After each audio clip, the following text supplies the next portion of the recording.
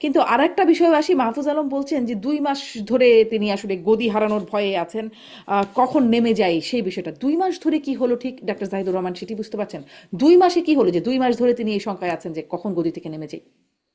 আমি আসছি তার আগে ওই সচিব সরানো নিয়ে বলি। আমি ডেপুটি সেক্রেটারি আর একটা সচিবের ইম্প্যাক্ট একই না, সুতরাং আপনাকে সব পাল্টাতে হবে না। শেখ হাসিনার সময় কারা কারা প্রমোশন পায়নি এই তালিকা খুব ভালো মতো আছে। আপনি চাইলে সব সচিব পাল্টাতে পারতেন, অ্যাডিশনাল সেক্রেটারি বা জয়েন্ট সেক্রেটারিকেও আপনি মানে মানে ডাবল প্রমোশন দিয়ে বসানোর হুম। ইতিহাস এর ডিসি মধ্যেই নিয়োগ আছে নিয়ে যে কি নজির। ঝামেলা হলো, তখনও যে হ্যাঁ হ্যাঁ ঘুষের আছে, ব্যাপার স্যাপার এর আসলো মধ্যে সেটা তো নজির দেখলাম। আছে। এবং আপনি চাইলে এটা খুঁজে বের করতে পারতেন, পরে অন্তত সচিব পাল্টানো যেত। আমি একমত যে একেবারে ডেপুটি সেক্রেটারি পর্যন্ত, ডেপুটি সেক্রেটারির ইম্প্যাক্ট আর সচিবের ইম্প্যাক্ট কোনোভাবেই একই না।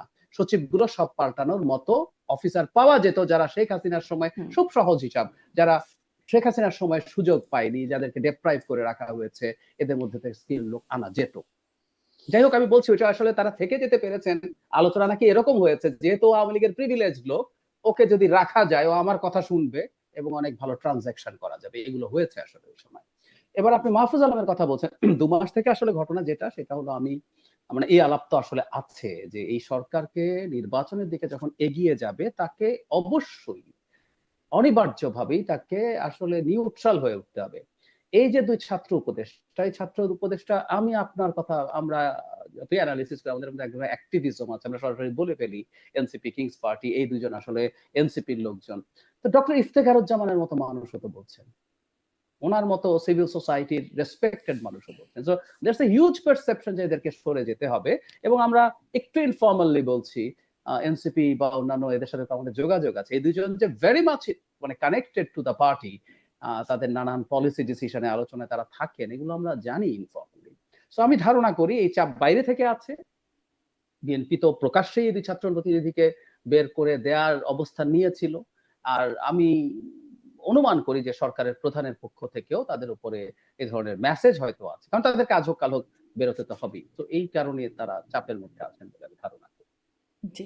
একই প্রশ্ন জনাব মোস্তফা ফিরোজ, শেষ প্রশ্ন, যে 2 মাস ধরে কি ঘটছে, আপনার কি বিশ্লেষণ?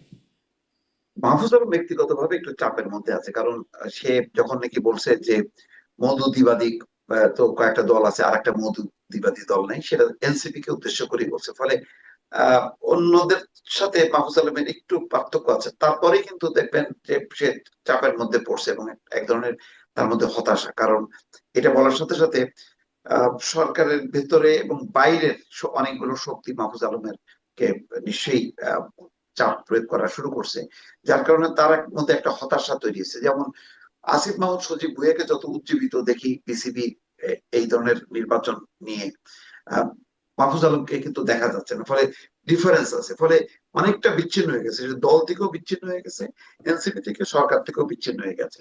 তবে এই সমাধানটা তিনি নিজেই করতে পারতেন, নিজেই রিজাইন করলে তো জিনিসটা লেটার চুকে যায়। এত তো মানে ওনার অপেক্ষা করতে হবে কেন? এই যাকে নিয়োগ দিছে